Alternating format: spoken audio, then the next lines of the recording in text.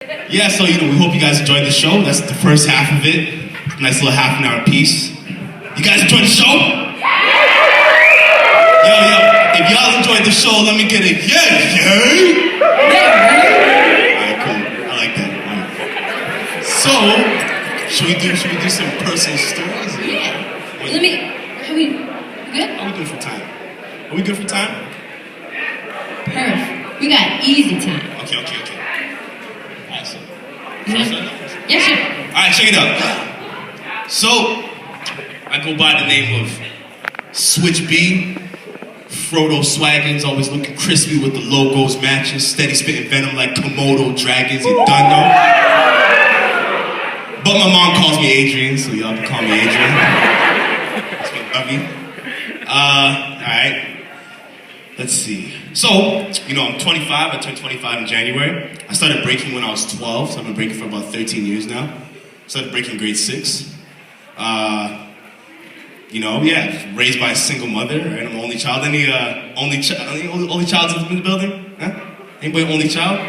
Don't be ashamed, man. You can leave that hand up, Yeah, right? So there isn't many of us, right? So pretty much, like my mom, she was on her own, so she would go to work and she left me at home alone a lot, right? So when I was younger, I played a lot of PlayStation. Like I'm talking mad PlayStation 1, right?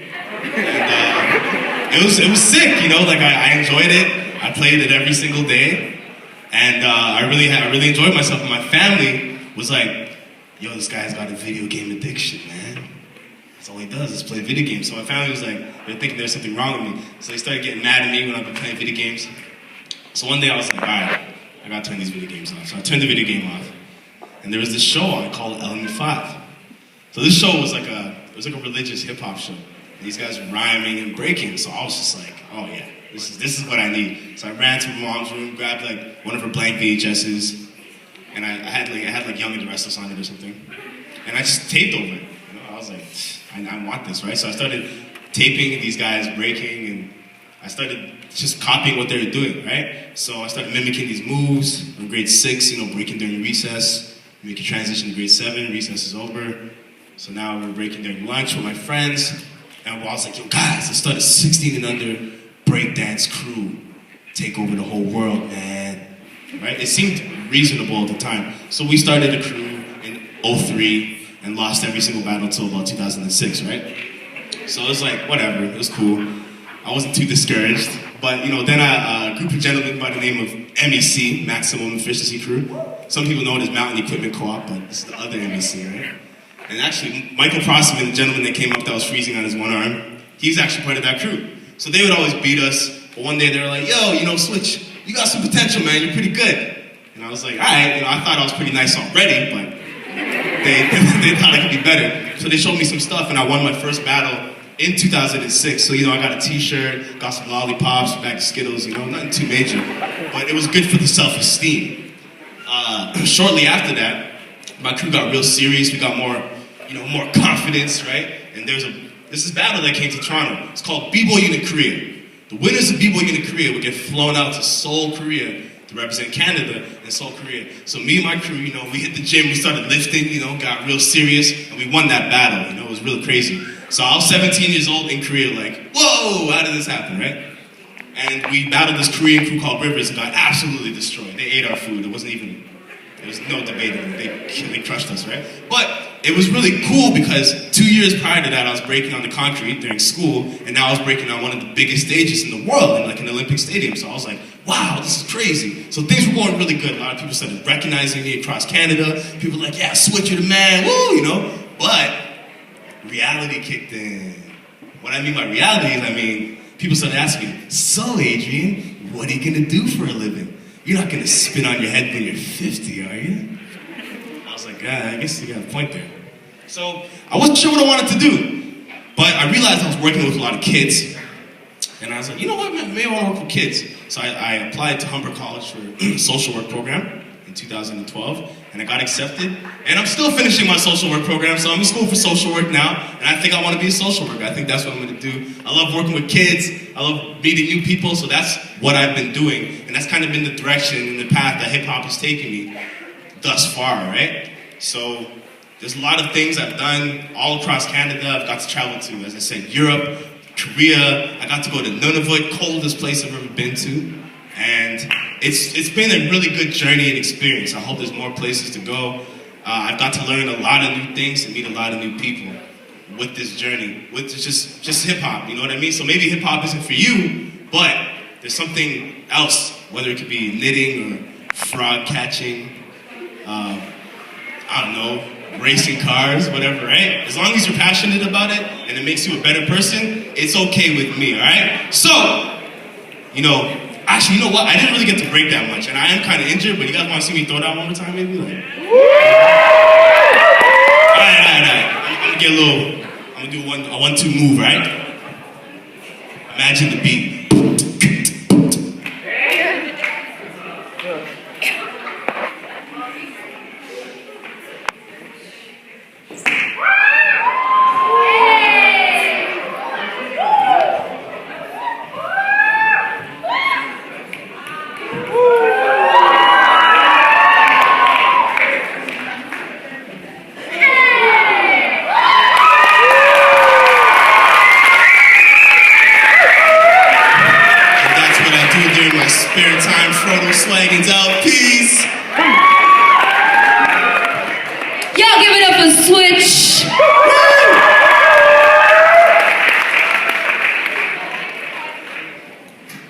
Just so you know, my real name is Britta, aka Britta B. Yeah, you know me. I just grabbed one. Magic. Y'all want to hear some spoken word? Okay, so something we do in the spoken word community to give our energy and respect and love and support to the person sharing their piece is we like to, I hear some in the back, snap. Can I see everybody snap their fingers? This is the easiest way to show your respect and your attention and whatnot. So if I say something that resonates with you, feel free to snap. But we can also take it another level higher, because I love when energy gets live and loud in here. So I'm going to introduce you to something I like to call a soul grunt. So my version of soul grunt is pretty easy. It's like, because it just feels good. You know, when you eat good food, it's good for your soul. Soul grunt. Everyone try with me? 1, 2, 3. Yeah, so real easy. So you can snap it out like, You know how every rapper has like the rapper grunt? Like Rick Ross is real easy. It's like, right? You wanna try it? 1, 2, 3. Yeah, feels good, huh? Drake's is like, Then you got Lil Wayne, he's like,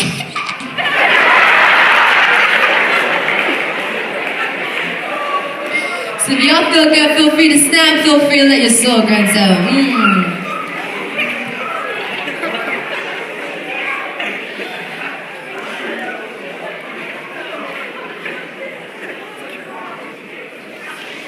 There's something about the sound.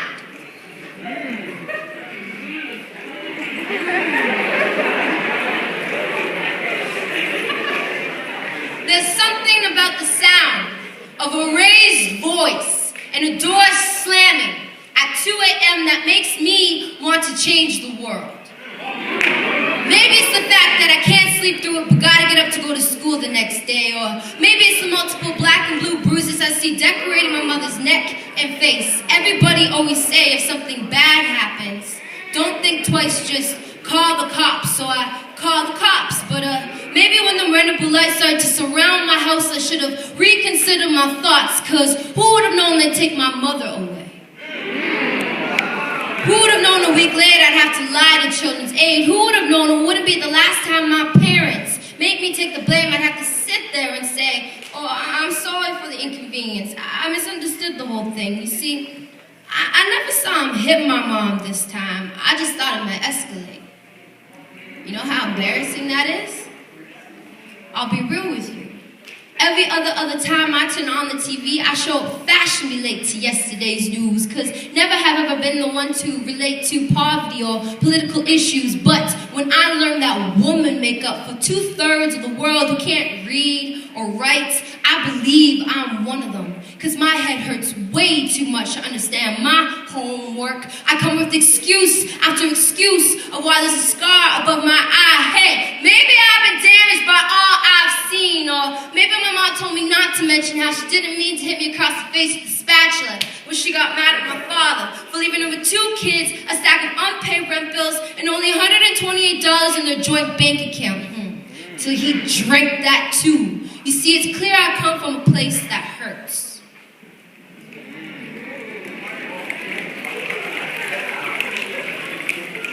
That I never want to return to. Because I can't stand the smell of my mom's salt to her face whenever she stumbles into another room or the sound that it makes. Every time my dad slams another door behind him. So I speak. I spit the truth out like verbal graffiti and paint the town red with the black and blue of my identity so you can see who I really am. And I'm not the only one. No matter what you've been told, you deserve to be heard, and nothing spreads faster than a mouthful of words. They just got this funny way of destroying you from the inside out. If only you just let them sit in the back of your mouth. So speak, even if you're too afraid. Speak, even if your voice shakes. Speak. Say something so that the sound of that raised voice at 2 a.m. is you changing the world.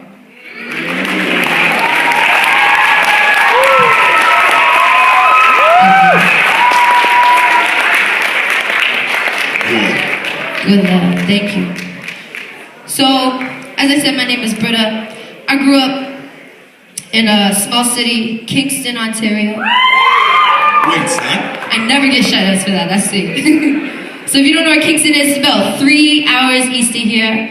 And it was a small town, and you know, there wasn't a lot of people that looked like me. I don't think there was anyone that looked like me, but I mean, like, not even similar. So, have you ever wanted to change something about your life to make it better? Yeah? Raise your hand, snap it up. When I was your age, I wanted to make everything better. Like, I wanted to be taller, I wanted to be smarter, I wanted to be prettier, I wanted my hair straighter, because none of the girls in my school had hair like mine. You know, I wanted to have lighter skin because nobody's skin looked like mine. Like, it was really different and difficult growing up at times because I just felt like an outcast.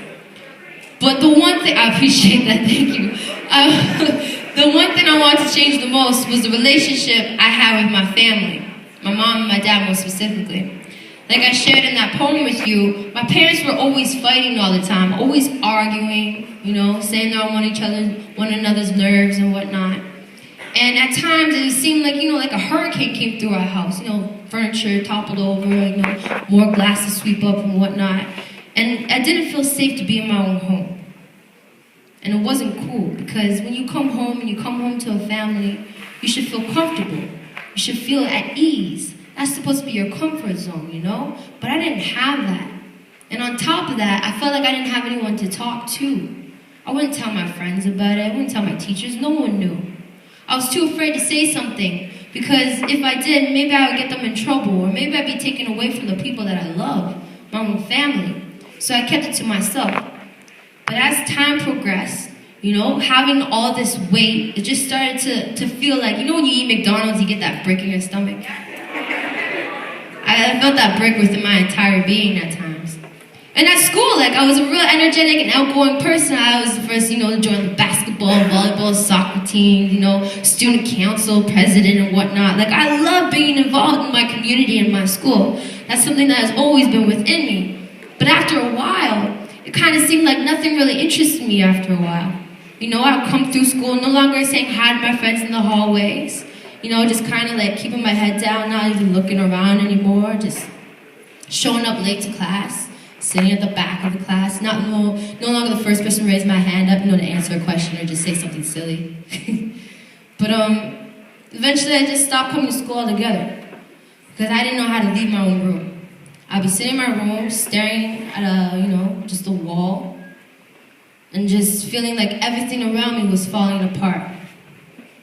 And speak, I say to myself, you have to say something. People need to know your truth.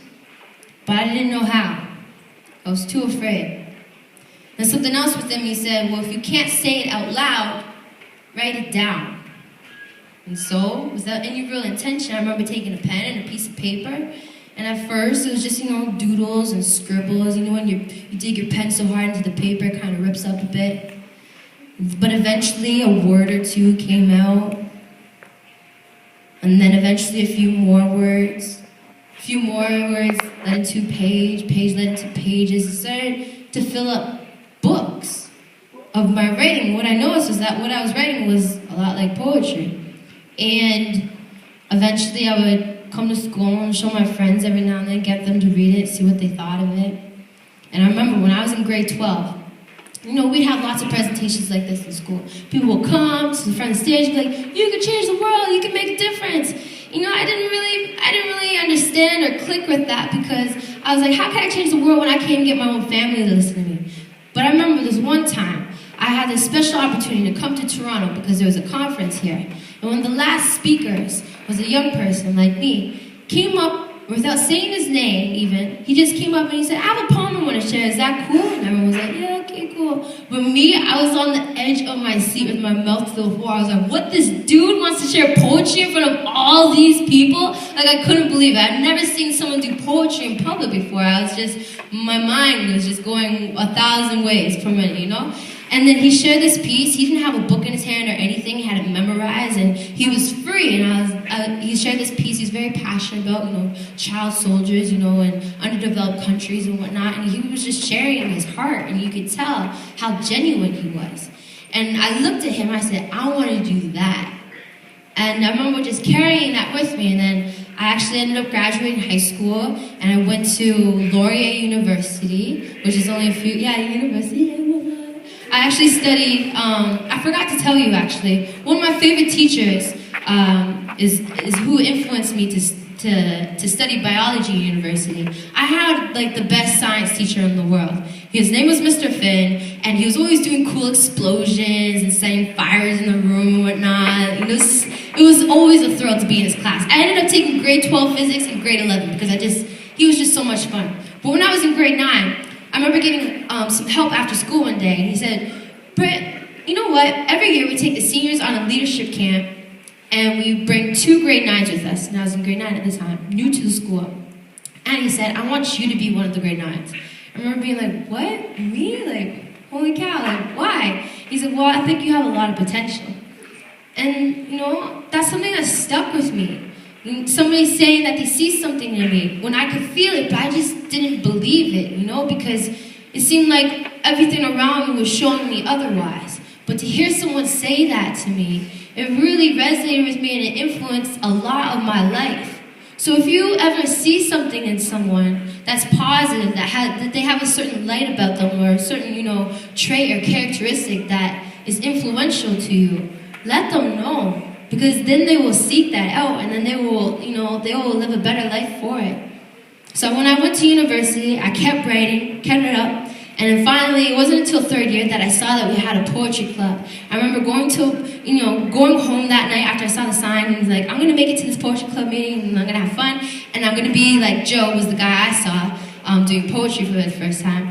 I'm gonna be like Joe, I'm gonna have all my pieces memorized. So I went home, wrote 3 new pieces, got them all memorized. I remember when I got to the meeting, you see that podium right there? There was a podium like that at the front of the room. And everyone came up, they had their books, their little papers, and they are reading, they're just really quiet. Nobody looked up, they're just reading off the pages. And then the clouds rolled in, and I felt like I was home. And it was just really solemn, very really deep and very intense and just focused, but not really that interactive. And then I came up and I was like, this world is a do-it-yourself obstacle course. And I just went in, right? And I was just going, no one was like me at the meeting, right? So then this professor pulled me aside and he's like, there's something really special about you. I think you should take one of my English courses. So then I took one of his Canadian classes, and he taught me a lot about spoken word and whatnot, and got me involved in the Toronto poetry the Toronto poetry scene here.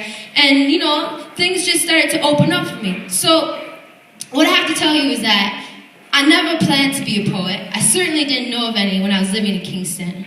But I kept writing, and I kept putting my truth into my work. I kept investigating my feelings, my thoughts, my habits, because that paper was a safe place for me. That book was my best friend.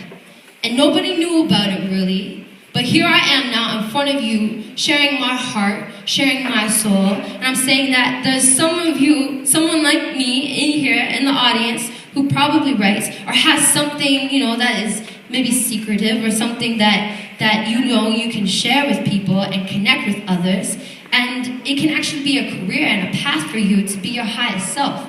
I'm so grateful to be on this adventure of poetry and whatnot. I've been able to do a bit of traveling as well, all across the country and the States. Been over, I had the opportunity to go to Kenya with my work and whatnot, and it's been pretty amazing. Not only have I been able to travel, not only have I been able to work with incredible, talented artists like Switch, who also can beatbox and also can produce beats, and he's a dope freestyler as well. He's just multifaceted.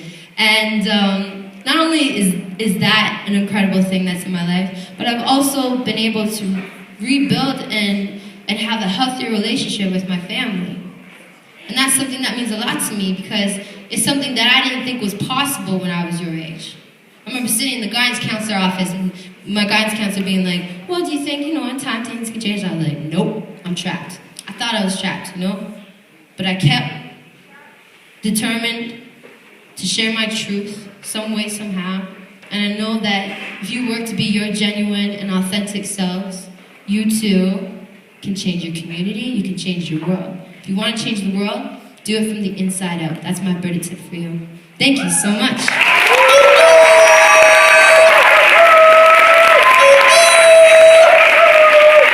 Alright, we go by the name of Unity Charity. Unity! Hope you guys enjoyed our show. Thanks for having us in our school. This is Town Big Baby!